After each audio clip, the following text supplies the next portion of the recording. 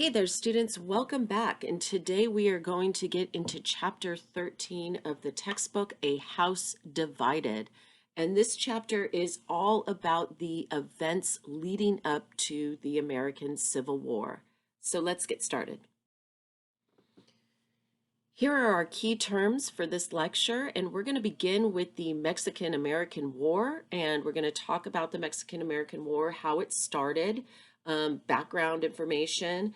Then we're going to go to talking about some of the issues about land acquisition that happened as a result of the Mexican-American War, and then a series of events and congressional acts that will be passed, again, all leading up to the election of 1860. Okay, so to understand sort of the context of what is happening and the background of the Mexican-American War, we really have to understand this event, which is the creation of the Lone Star Republic, or the Republic of Texas. So Texas, as I think I've mentioned before, is technically part of Mexico's northern territories, right? But the Mexican government had a very difficult time populating their northern territories. And so they begin to incentivize Americans to go into these northern territories by offering land grants. And one of the first Americans to get these land grants is Stephen Austin. He gets this huge tract of land granted to him by the Mexican government. And he subdivides this big tract of land into smaller pieces of land, which he then sells to Americans for pretty cheap, for 10 cents an acre. So the population of Americans in this northern province of Texas is going to reach 35,000 by the mid 1930s. And there started to be problems. So initially, when the Mexican government agreed to allow Americans to come into this territory, they had particular, regulations in place, like laws for these Americans. One was that the Americans were supposed to convert to Catholicism if they were going to live in Mexico. The other was that they were supposed to send their children to Spanish-speaking schools. Essentially, the idea behind it was that these Americans, over a generation or two, would acculturate into Mexican culture. But the Americans started growing in such large numbers that they were just making their little sort of sub-communities, and they weren't following these rules of the Mexican government. And the other thing that was happening is that most of the Americans that were coming into this Texas province were slave owners, and so they were bringing with them their enslaved population as well. So as the population of Americans starts to grow, there's this increased tension that is taking place. And there is talk amongst the Americans of separating from Mexico and either becoming part of the United States or declaring their independence from Mexico. And when the Mexican government finds out about this, they decide that they are going to ban future immigration of Americans into this territory, and they're also going to outlaw slavery in Mexico generally. So this is going to set up basically the grounds for a rebellion in Texas. And these Americans like Sam Houston and Stephen Austin are going to basically, be the leaders of these rebellions in Texas. And there are a series of battles that take place in 1836, including the famous battle at the Alamo, where Santa Anna's troops, the Mexican troops, stormed this rundown mission where a bunch of Americans and some Tejanos are held up, and they essentially eliminate all of the men that were locked up in the compound. And it's considered, this big massacre of Americans. And as a result of the Alamo and the storming of the Alamo, more Americans are going to come over to Texas to help the Americans in the group of Tejanos that were fighting the Mexican government. They are going to send some reinforcements in, and ultimately, the Mexican army is going to be forced to retreat after the Battle of San Jacinto. And as a result of that, in 1836, the Republic of Texas is founded by this group of Americans and Tejanos. And a year later, the U.S. will recognize the independence of Texas. And this is, of course, never recognized by the Mexican government. The Mexican government considers these groups of Texans to be in revolt, in rebellion. And so when we look at the dates for the Republic of Texas, we see the dates 1836 to 1846. And this is technically when the Republic of Texas was established. And again, the United States recognizes the independence of this republic, but the Mexican government disputes that and instead says, no, this territory is in rebellion.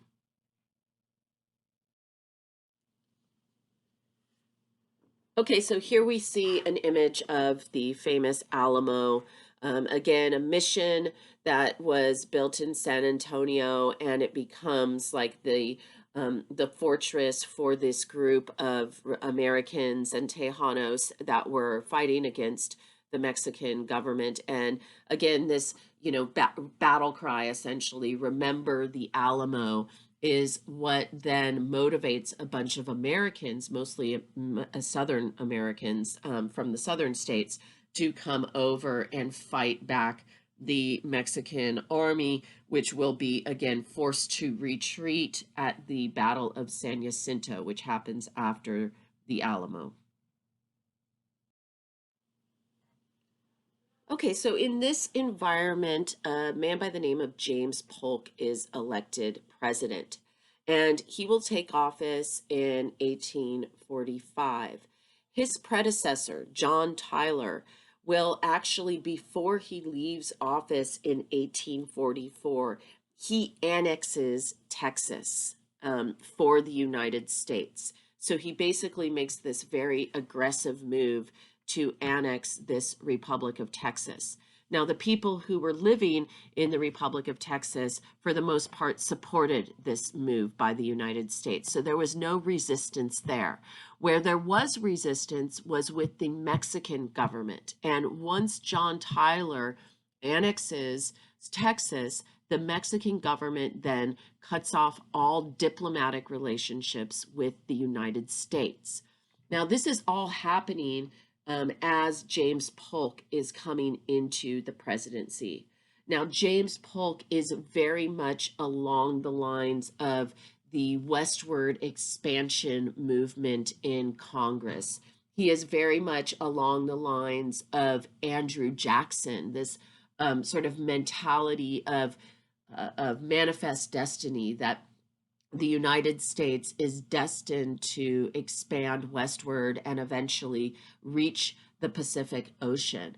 And in fact, it was one of his campaign promises that he would get the United States to expand to the Pacific Ocean during his presidency. He also was a slave owner, and he didn't have a problem with slavery, and he envisioned slavery expanding westward. So remember the Missouri Compromise, right? Where you have, anything south of the 36th parallel would become the 36th latitude would become a slave state. So the Southern slave owners wanted to see an expansion of the United States westward under that 36th parallel. But the problem was, of course, that the Mexican government owned most of that territory, right? So the first step was to annex Texas. That was done by John Tyler. Polk takes office and he says, just give me one term and I will make this happen.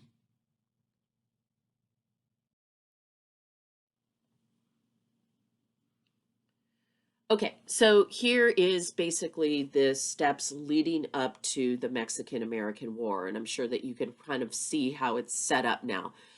You have the United States and a government led by James Polk that is strongly believing in this idea of manifest destiny, that somehow the United States is ordained by God to expand westward, right? And then you have people on the Mexican frontier in these northern provinces, some of whom are discontent with Mexican rule. And this was true throughout the northern provinces of, Texas, New Mexico, and California. Now, it doesn't mean that everybody in that area believed that, but that there was a growing movement in some of those provinces to become part of the United States. And a lot of it had to do with the fact that these provinces were very isolated from southern Mexico. And so they felt like they had already kind of their own communities and their own culture. And then, of course, you've got the creation of the Republic of Texas in 1836. That will last nearly 10 years. And then the United States annexes Texas. It officially goes into effect in 1845. So President Polk decides that it's not enough just to have Texas, but that he wants the rest of the northern territories of Mexico. So he sends an ambassador, a man by the name of John Slidell, down to Mexico City with a group of, diplomats essentially, to offer Mexico $30 million for California and New Mexico. Now, when I say California and New Mexico, that includes present day California, of course, Nevada, Arizona, New Mexico, Utah, and Colorado. Okay, so this is a huge piece of real estate. And the Mexican government finds out that this group of ambassadors are coming down to try to buy, essentially, American ambassadors to buy this gigantic chunk of their country. And immediately they turn them away. They say, look, this would be a political disaster for us to do this, and we are not going to to partake in this. So the other thing was that the southern border of Texas was also disputed. So Mexico was saying that the southern border of Texas was the Nueces River. And the U.S. insists that the Rio Grande was the southern border of Texas. Now, the difference between the two is about 150 miles, right? The Nueces River is further north. The Rio Grande is further south. So when the ambassadors are turned away, President Polk sees an opportunity to basically instigate a conflict with the Mexican military over this disputed territory. And that's exactly what takes place.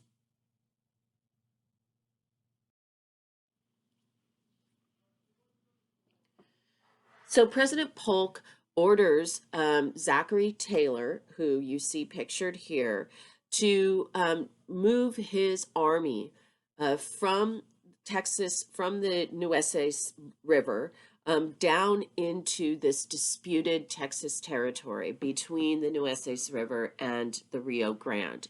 And this takes place in the spring of 1846. Now, as you might guess, there was a dispute that breaks out between the Mexican military and the U.S. military. And in fact, there was an armed dispute in which some Americans die. And when that happens, then President Polk has his excuse to basically declare war or ask the Congress for a declaration of war against Mexico. And he does so in May of 1846. And there was some very vocal opposition to this war, okay? Because many politicians saw this war for what it was, which was basically a provocation of Mexico to get them to fight so that we could take this territory. Everybody understood the intentions of Polk and his administration in this. And so this was not by any means a popular war. There was a lot of people that disputed this war and said so, and in fact didn't vote for an act of war. But he was able to get a majority vote in the Congress, and the war will commence. So here we have a map of the progression of the Mexican-American War. So as we can see here, first off, I want to point out a couple of things with my laser pointer here. This is the Nueces River, right? This is the Rio Grande. Okay, so this area in between was the disputed territory. Now, the President Polk had ordered Zachary Taylor to go into this disputed territory to set up a camp. And that's where this conflict will take place, and American soldiers will be killed. Okay. At that point, the United States declares war on Mexico, and Zachary Taylor and his army is then fighting battles along the Mexican border over into the inland into Monterrey. He will then be reinforced by General Winfield Scott, who will come along through the Gulf of Mexico, land in Tampico, go on to land in Veracruz, essentially laying siege to Veracruz, and then march to Mexico City. Now, that's where the majority of the fighting takes place, okay? The majority of the fighting of the Mexican-American War takes place in this region. However, don't forget that, of course, this whole territory up here is also part of Mexico. So you have some American soldiers that are going to be sent. Some of them were already present in California at Sutter's Fort in what is now Sacramento. And that's Fremont and his troops, which will become the California Battalion. And then you have General Kearney and his troops that are going to travel overland into San Diego and Los Angeles. And essentially, what's going to happen is there's going to be a series of battles that will take place in Southern California, where there are some Californios who are going to resist American aggression. And the most famous of these battles is the Battle of San Pascual, which is on the outskirts of San Diego. Ultimately, however, the Californios are going to be forced to surrender to the Americans. Not only do the Americans have the California Battalion that has moved into Southern California, but the Americans also have naval reinforcements. Commodore Sloat will be dispatched from Mazatlan up to Monterey. And at the time, Monterey was the capital of California, and he will easily kind of come along and occupy Monterey and force the people there to surrender. So there's a minimal amount of fighting that takes place up here in these northern provinces and in California specifically, but the majority of the fighting is going to happen down here in Mexico. The other thing that you'll notice here is the Texas boundary as claimed by Mexico, the Texas boundary as claimed by Texas. So again, there's also this more disputes in terms of this territory here as well. Keep in mind also that Texas has been annexed by the United States, which was kind of the beginning of the dispute between the United States and Mexico.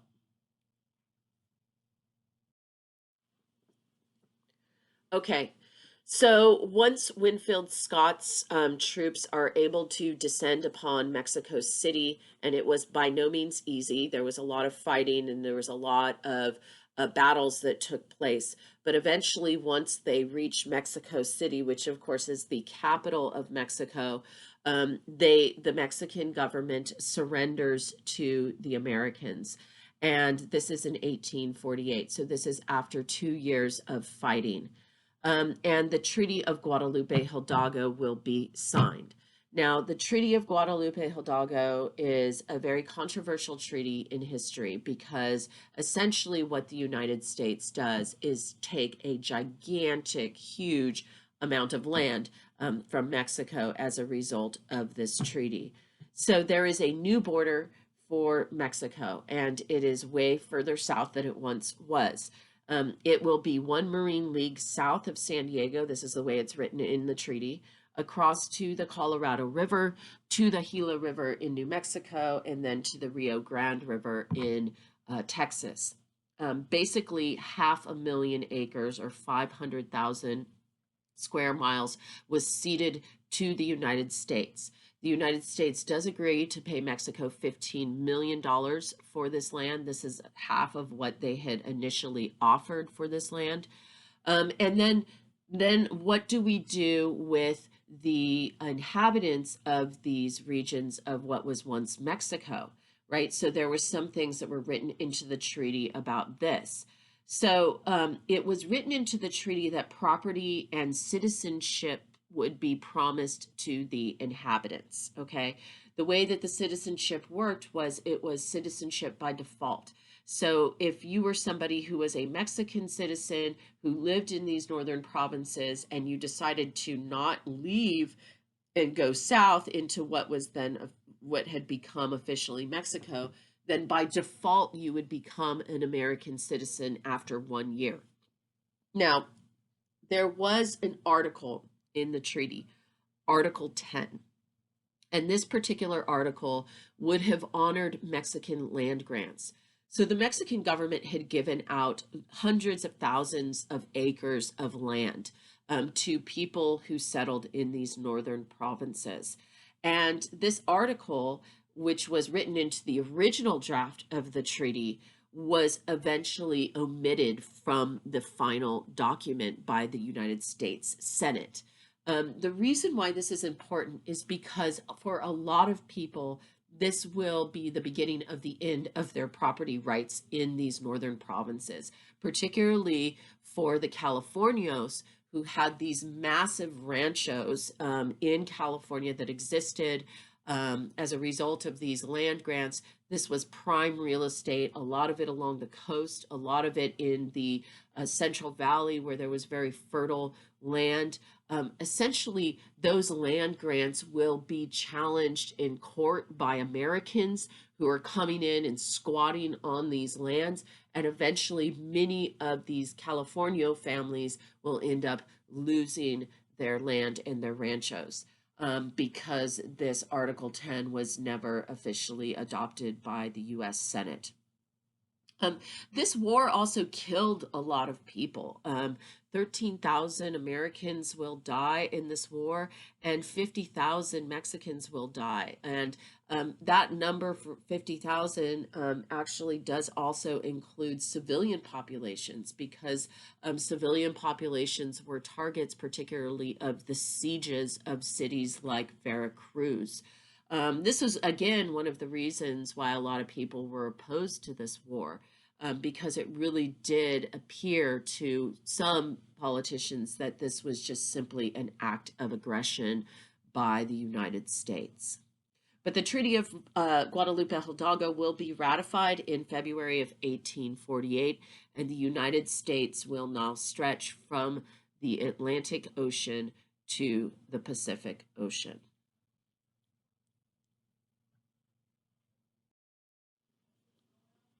Okay, so let's look at this map, and this will give us a sense of how the United States has grown. So you can see here, these are the lands that the United States will get as a result of the Treaty of Guadalupe Hidalgo. They had actually officially already annexed Texas, but you could argue that this was also part of that as well. So you can see the Texas annexation happened in 1845. That was prior to the war. and then Mexican cession of the lands here as a result of the Treaty of Guadalupe Hidalgo. This will happen in 1848. You'll notice here this large area of unorganized territory. This is kind of left over from the Louisiana Purchase. It has not yet been organized. You will notice that all of the areas here in orange have now been admitted to the United States as states officially. And you'll also see here Oregon Country, which is ceded to the United States in 1846 by Great Britain. And so this then becomes a territory of the United States in 1848. You'll also notice here that California will become a state rather early in 1850. So it will be the only state kind of out here surrounded by territories. Later on, this piece will be purchased by the United States called the Gladstone Purchase. That happens in 1852. So what you're seeing is really a modern map of the United States as we see it today, without, of course, all the states and everything defined. But basically, after 1848, moving forward, the United States, as I said, will stretch from the Atlantic to the Pacific Ocean.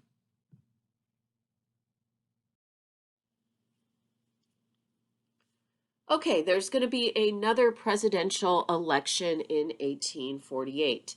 Lewis Cass is going to run as the Democratic candidate, and Zachary Taylor is going to run as the Whig candidate. Zachary Taylor will win this election. He, of course, was the famous general that fought in the Mexican-American War, and he is also somebody that is really encouraging California and New Mexico to apply for statehood. And this is part of the issue with statehood. When a state gets admitted into the Union back then, they had to decide whether or not they were going to be a free state or a slave state. So immediately, this is going to set off a series of debates on the United States congressional floor.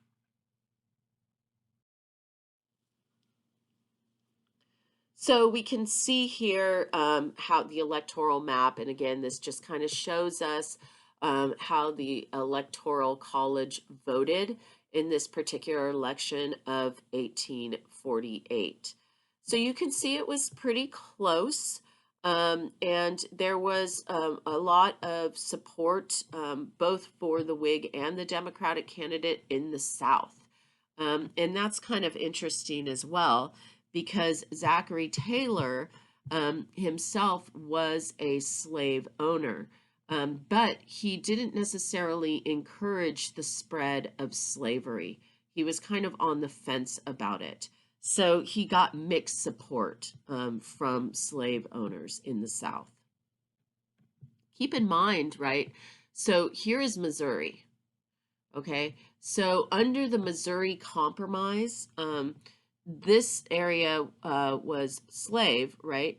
But then if you drew a line across, right, in the 36th parallel, right, everything south of that, according to the Missouri Compromise, would be slave. So you can see how the slave owners were kind of, licking their chops at the prospect of, of expanding slave owning territory. Okay, so now we're going to turn our attention to talking about the Compromise of 1850. And California, of course, is going to experience a massive population growth as a result of the gold rush, right? Gold rush begins in 1848 and really peaks between 1849 and 1853 as hundreds of thousands of people will rush to California to look for gold.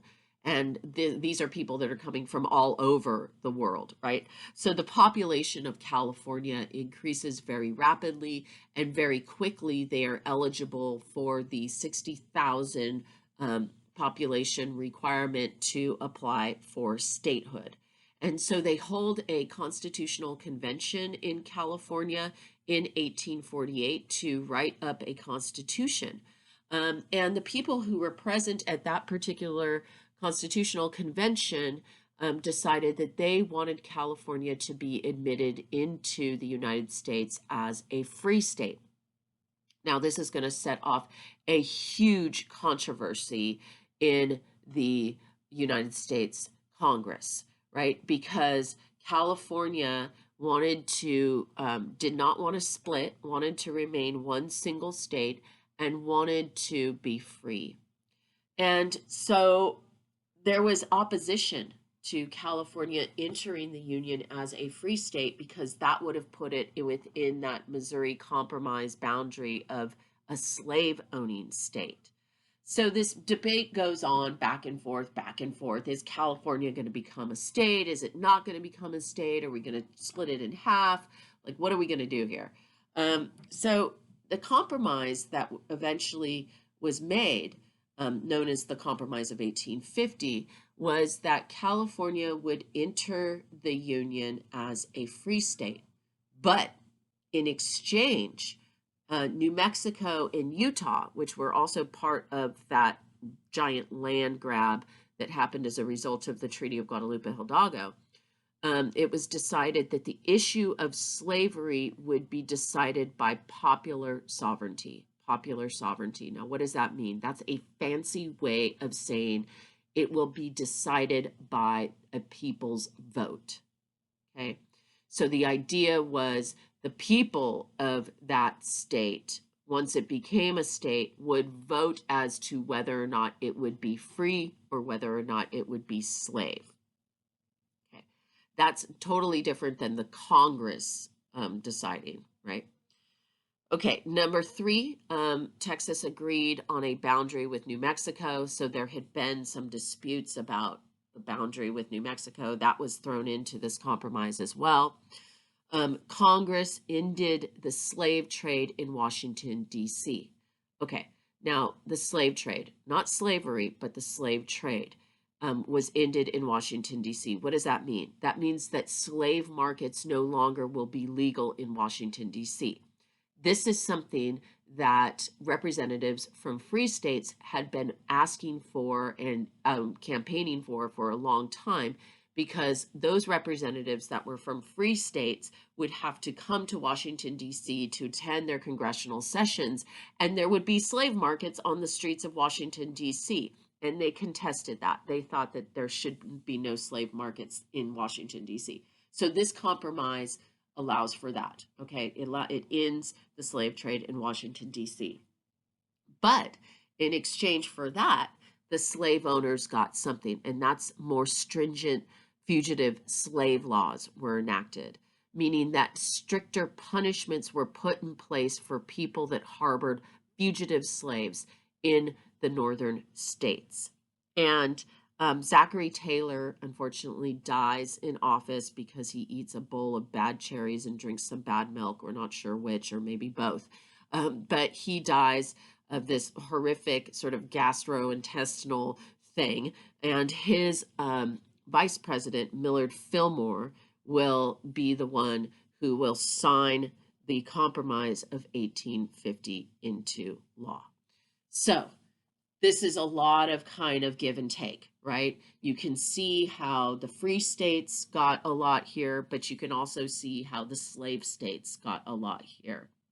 And you can see how this is going to continue to cause problems moving forward as we're talking about all of that territory in the West and whether or not it would be free or whether or not it would be slave.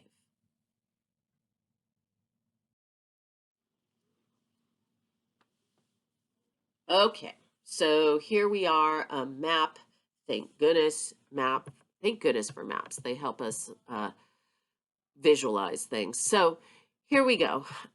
Now, as it stands in 1850 after the compromise, this is the way the map of the United States looked, okay? You've got all of these states in this brown color here in the South, which are slave states. You've got states over here, which is, or territories, which are either free states or free territories, and that's in the blue. And then you've got this little piece of Indian territory. Remember, that was established as a result of the Indian Removal Act under Jackson. And then you've got here these two big territories of Utah and New Mexico, where this issue of the slavery will be decided by the voters. And then over here in Washington, D.C., the slave trade is ended.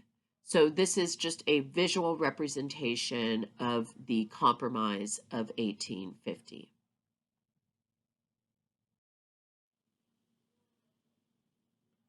Okay, so as I mentioned in the Compromise of 1850, part of it was an agreement to enact stricter fugitive slave laws. And so a Fugitive Slave Act will be passed by Congress in 1850. Now, this is also in response to the growing power and success of the Underground Railroad, which we talked about in our last lecture. So more and more fugitive slaves are escaping to freedom in the North and in Canada. And the South is pissed about this.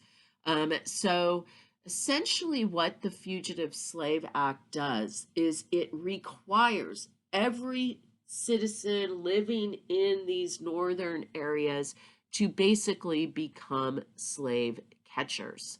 So even if you suspected that somebody might be a fugitive slave, it was your obligation to notify the authorities. And then on top of it, these special commissioners were appointed to hear these hearings on whether or not somebody indeed was a fugitive slave. And the way that it worked, the payment for these commissioners, is that they would actually earn more money for every slave that was returned to their owner. And so it was $10 for every slave returned and $5 for every person who was released, presumably somebody who was free. And so this becomes really horrible because this almost like a business of slave catching gets put in place as a result of the Fugitive Slave Act. And you can see here abolitionists have printed this poster cautioning people of color in Boston. And it says, "Colored people of Boston, one and all, you are hereby respectfully cautioned and advised to avoid conversing with the watchmen and police officers of Boston. For since the recent order of the mayor and aldermen, they are empowered to act as kidnappers and slave catchers. And they have already been actually employed in kidnapping, catching, and keeping slaves.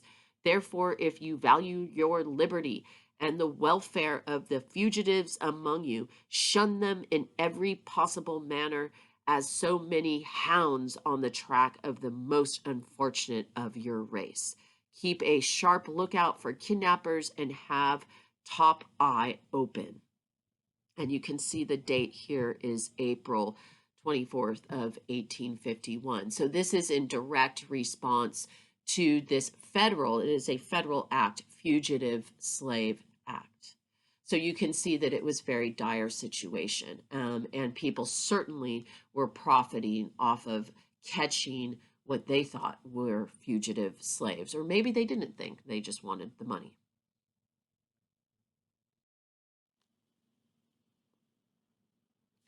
Okay, so now we're going to turn our attention to talking about another very important act of Congress, the Kansas Nebraska Act of 1854. So the Kansas Nebraska Act had to do with the territory of Kansas and Nebraska. Okay. And they were looking towards statehood as well, as more and more settlers were moving into these regions. And one of the major issues at the time was the route of the Transcontinental Railroad. Okay.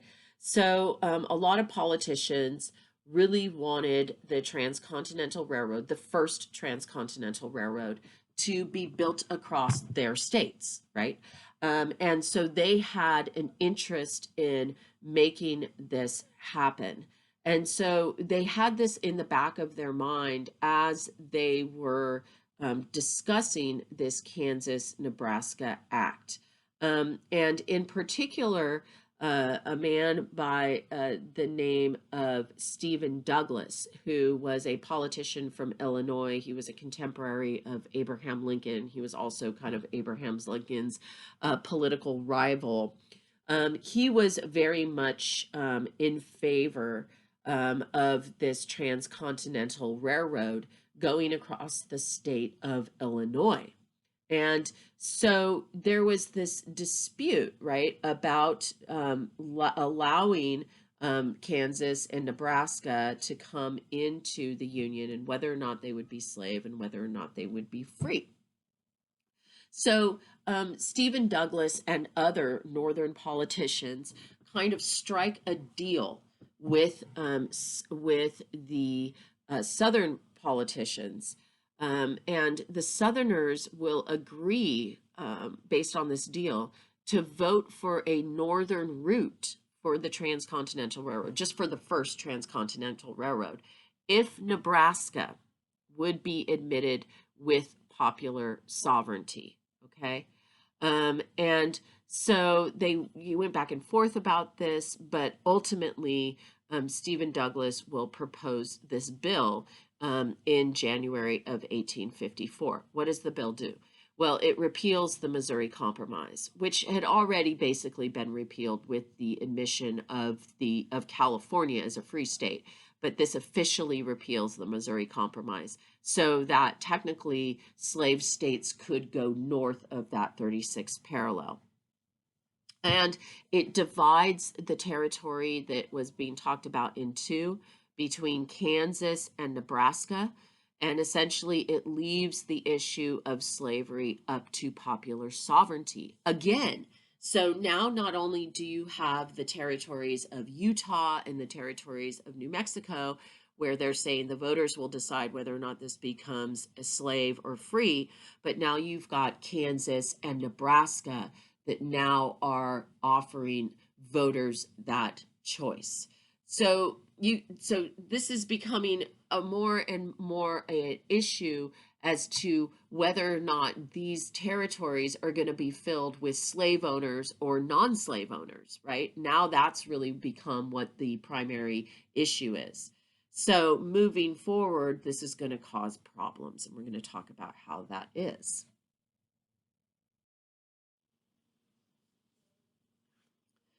So the first place where this really causes problems is in Kansas, okay? So what ends up happening, and I'll show you a map in a minute, but basically what happens is Kansas is right next to Missouri. Missouri is a slave-owning state. And so as soon as the Congress passes this law that says the voters will decide whether or not Kansas becomes free or slave, a bunch of slave owners from Missouri move into Kansas, and they take up residence there for the purposes solely of being able to vote for Kansas to become a slave state.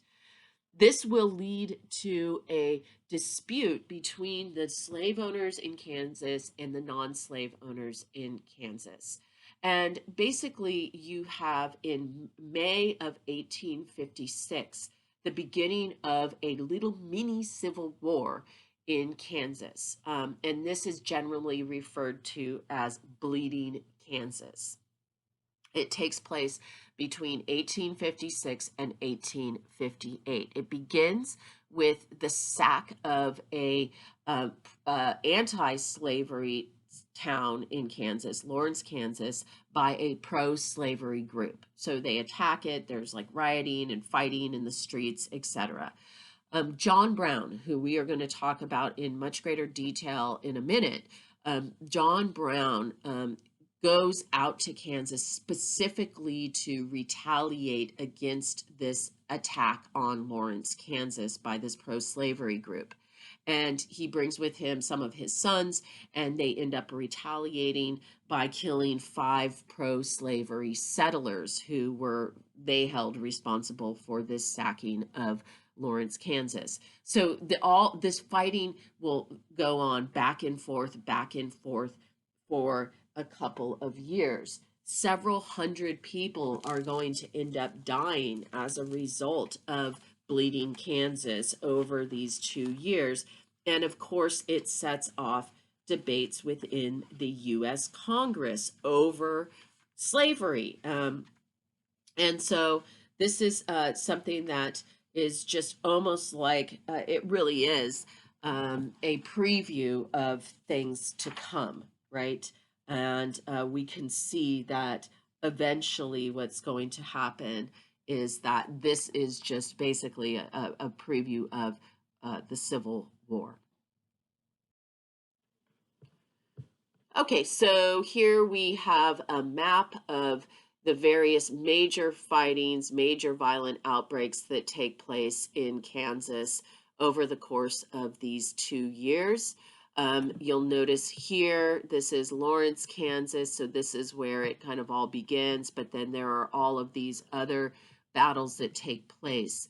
You'll notice the proximity of Missouri to Kansas in the Kansas Territory, right? So the issue is you've got people, pro-slavery groups, coming over into Kansas for the purpose of voting so that Kansas will become a slave state. Obviously, anti-slavery groups and people like John Brown are opposed to this, and so they are trying to stop this movement of settlers into Kansas. Okay. So within the context of all of this fighting in Kansas, there will be a very famous Supreme Court decision that will be handed down in 1857. And it all revolves around the freedom of this gentleman who you see here, a man by the name of Dred Scott. Now, Dred Scott was an enslaved man, and he brought his case to for his freedom. He was basically suing for his freedom, and his argument was this: that because his master had taken him to Illinois, a free state, and Wisconsin, a free territory, according to the Missouri Compromise of 1820, he and his family were free. So in other words, his slave master had taken himself enslaved and his family from a slave state to these free states. And he said, look, after spending time in these free states, I believe that I sort of by default should be free, right? So he sues, he takes this case, and it ultimately ends up in the Supreme Court. And the Supreme Court rules in 1857 that Dred Scott is not a citizen because he was a slave, and therefore he has no constitutional rights. And the laws of whatever home state determine his legal status. And in addition to that, Congress does not have the power to prohibit slavery. So a couple of things here that are just really remarkable about this ruling. One is this is the first Supreme Court ruling that definitively says that enslaved people are not citizens and therefore have no rights. Okay, so that's huge. And remember, Supreme Court, because of Marbury v. Madison, is really the ultimate authority on the Constitution. But then, secondly, what the Supreme Court is saying here is that Congress does not have the power to prohibit slavery. So, in the past, what has happened is Congress had decided whether or not states, excuse me, would be admitted as slave or free, right? Um, but this says, wait a second, there's nowhere in the Constitution that gives Congress this authority. So, what does that mean? That means that moving forward in all cases, the decision as to whether or not a territory or state is free or slave will always be left up to the voters. And that is a very scary prospect, considering what was happening in Kansas at the time, to the abolitionist groups. Abolitionist groups were outraged by this decision. And the newly formed Republican Party, which had actually been formed in 1854, was also outraged by this Dred Scott decision. The Republican Party, when it was originally formed, ran on a platform of abolition of slavery. Okay. And when the Dred Scott decision is handed down by the Supreme Court, Abraham Lincoln, who at the time was actually a formal member of the Whig Party, became part of the Republican Party because, being a lawyer himself and understanding the constitutional repercussions of this ruling, was completely outraged by this decision as well. So he is going to put himself fully behind the abolitionist movement by becoming a member of the Republican Party after the Dred Scott decision.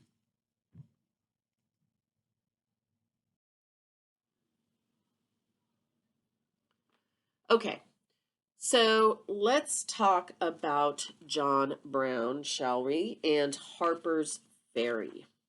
Okay, so the man who you see pictured here is John Brown, and he's a very controversial figure in American history. Some people see him as a liberator of slaves. Some people see him as a freedom fighter. Others see him as a domestic terrorist and a very dangerous man. So he's very controversial, and it depends upon who you're talking to about what their opinion is when you talk about John Brown.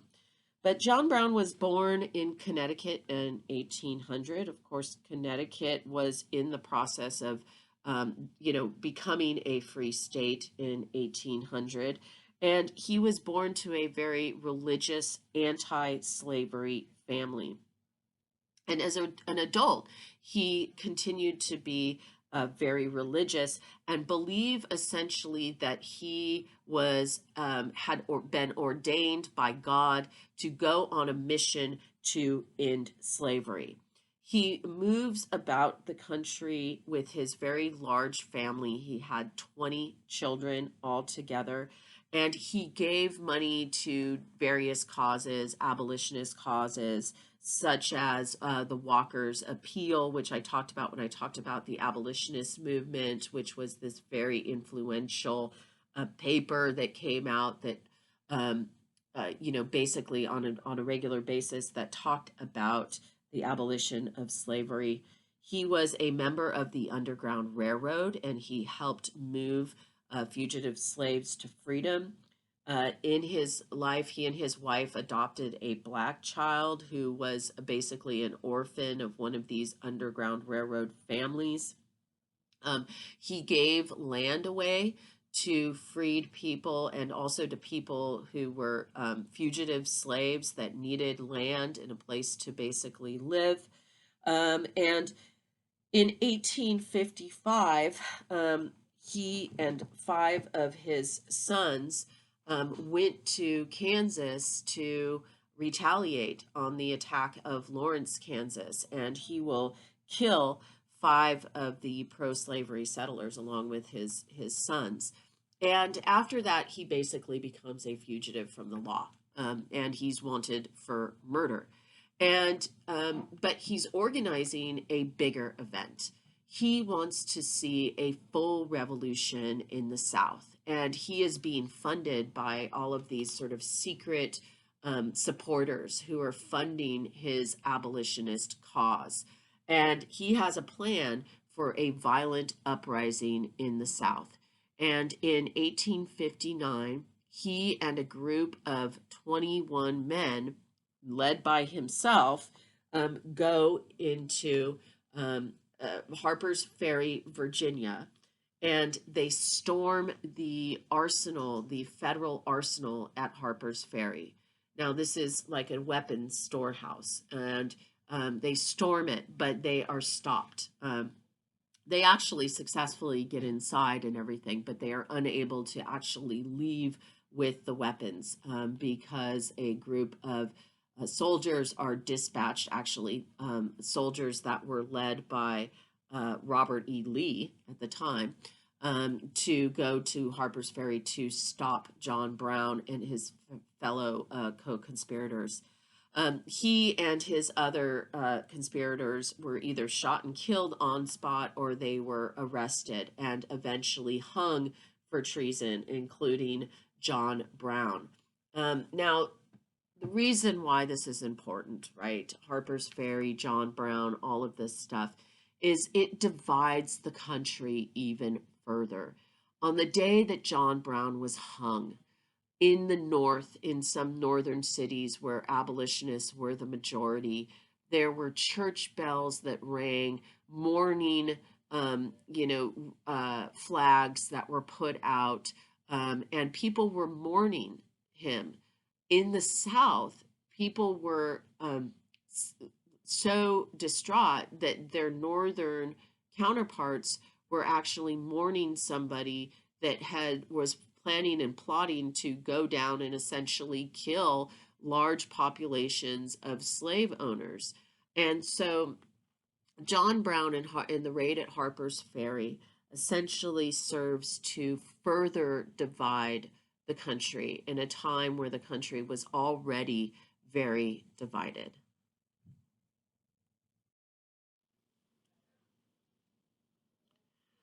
Okay, so in the midst of all this, there will be a presidential election.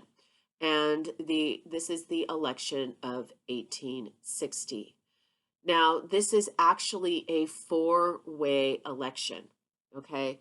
So you've got Abraham Lincoln, who is going to be the Republican nominee. You got John C. Breckinridge, who is a Southern Democrat, pro-slavery nominee.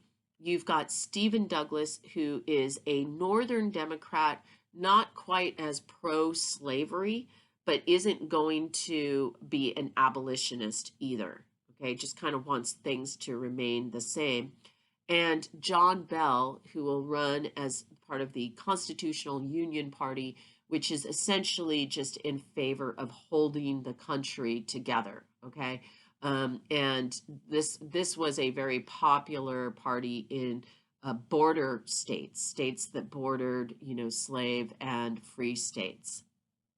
So, as we all know, Abraham Lincoln is going to win this election. He's going to win it with 180 electoral votes, but only 39% of the popular vote, and that's because it was such a split election. So this is already going to cause a lot of discontent because only 39% of the population actually voted for him, although he got the majority of the Electoral College votes.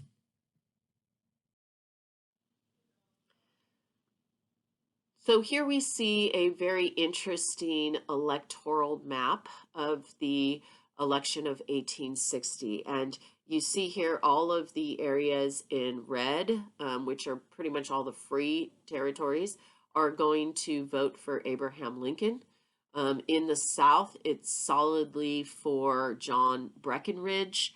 In the Stephen Douglas will get some of these Missouri and over here some electoral votes in New Jersey. So this is sort of just like moderate Democrats. They're not really pro-slavery, but they're not anti-slavery. They're kind of just like blah. And then you've got these border states, as I mentioned, voting for John Bell, the Constitutional Union Party, because they're like, we don't really want to get in the middle of this. Because keep in mind that there had already been talk of there being a secession, right? A Southern secession. So the Southern states had already drafted documents about seceding and the reasons why they felt like they should secede. And of course, this election is basically going to throw them over the top and get them to act on those threats.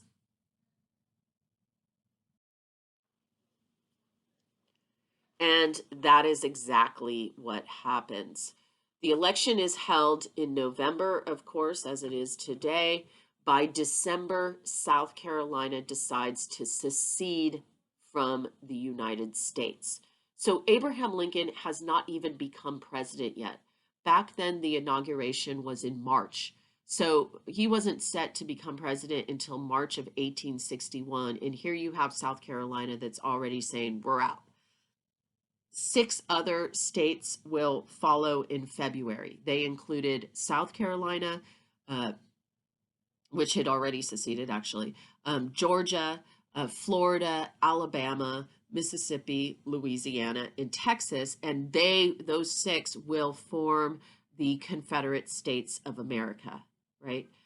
So they are literally forming a separate, what they think in their mind is a separate country, okay, separate from the United States. They will vote into office Jefferson Davis, who you see pictured there as their president, and they will vote Alexander Stephens to be their vice president. They actually draw up a constitution. They are serious about this. And the new president hasn't even taken office yet. So obviously, Abraham Lincoln can see the road ahead. He knows it's going to be difficult. He really doesn't have any idea exactly how difficult it's going to be, but he knows it's going to be an uphill battle because here we have 6 states that have already seceded and he hasn't even taken office yet.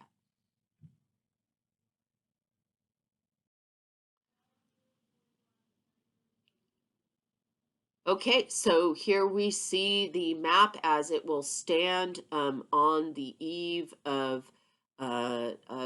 Abraham Lincoln's inauguration in March of 1861. These states in the dark orange are the ones that have seceded and formed the Confederate States of America.